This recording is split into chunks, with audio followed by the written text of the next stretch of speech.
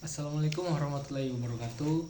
Perkenalkan, nama saya Gunawan Mangkai dari Universitas Negeri Gorontalo, Fakultas Teknik, Prodi S1 Arsitektur, jurusan Teknik Arsitektur.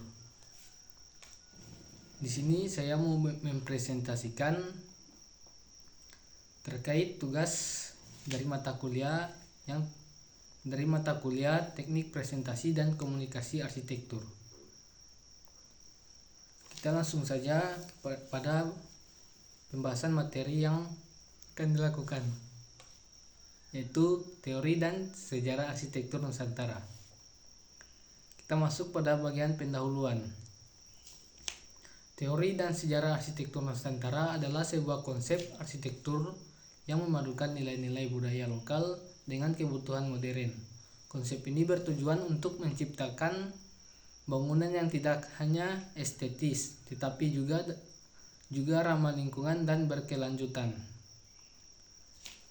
Pada bagian arsitektur Nusantara, arsitekturnya berkembang di wilayah Nusantara yang meliputi Indonesia, Malaysia, Filipina, dan Brunei Darussalam. Arsitektur Nusantara memiliki ciri khas yang unik dan berbeda dengan arsitektur lainnya di dunia, karena dipengaruhi oleh budaya, agama, dan lingkungan alam setempat. Di sini ada teori arsitektur Nusantara.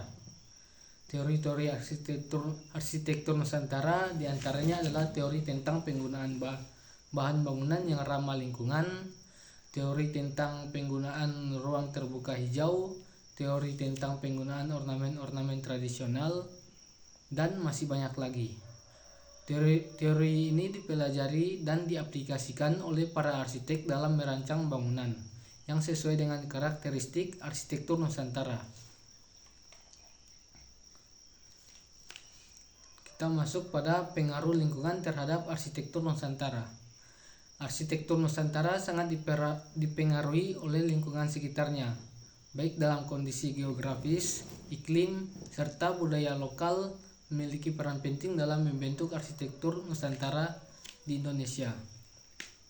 Pada budaya lokal, setiap daerah di Indonesia memiliki budaya lokal yang berbeda-beda. Hal ini tercermin dalam arsitektur tradisional yang dibangun dengan memperhatikan nilai-nilai budaya setempat. Contohnya, masjid tradisional di Jawa memiliki atap unik yang menyerupai bentuk gunungan, sementara rumah adat suku Batak memiliki ornamen khas yang melambangkan kepercayaan dan nilai-nilai adat. Ada juga beberapa karakteristik arsitektur Nusantara. Di antaranya penggunaan material lokal. Arsitektur Nusantara menggunakan bahan-bahan lokal yang tersedia di sekitar lingkungan, seperti kayu, bambu, dan batu alam. Hal ini membuat arsitektur Nusantara terlihat natural dan terintegrasi dengan lingkungan sekitarnya. Dan juga ornamen dan ukiran khas. Arsitektur Nusantara memiliki ornamen dan ukiran khas yang beragam, terinspirasi oleh budaya dan agama setempat.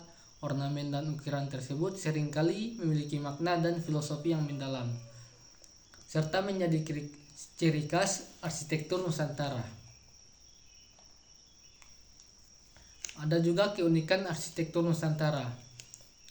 Arsitektur Nusantara memiliki keunikan tersendiri yang membedakannya dari arsitektur lainnya di dunia.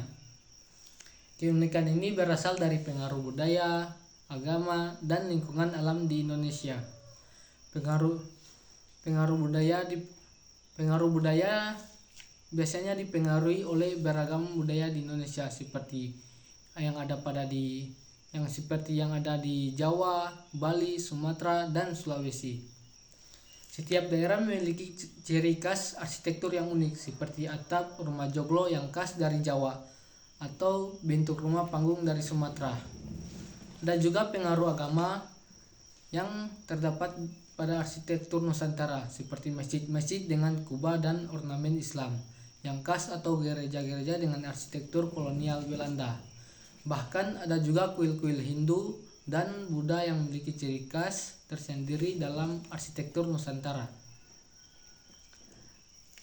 Di Sini ada juga pembahasan tentang sejahtera dan arsitektur Nusantara. Arsitektur Nusantara memiliki keterkaitan yang erat dengan konsep sejahtera. Hal ini terlihat dari cara bangunan-bangunan tradisional Nusantara dirancang dengan memperhatikan keseimbangan lingkungan dan kebutuhan manusia. Pada bagian keseimbangan lingkungan, arsitektur Nusantara memperhatikan keseimbangan lingkungan dalam merancang bangunan.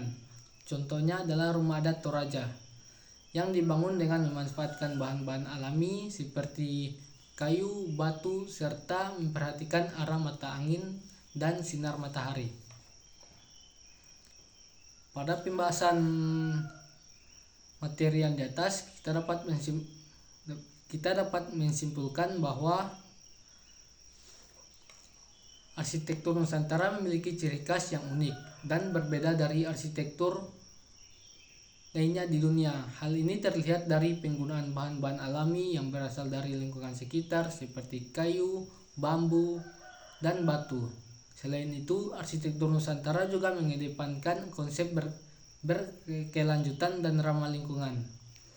Melalui pemahaman akan teori dan prinsip-prinsip arsitektur Nusantara, kita dapat mengaplikasikan konsep tersebut dalam desain bangunan modern yang lebih berkelanjutan dan ramah lingkungan. Baik, itu saja presentasi dari saya.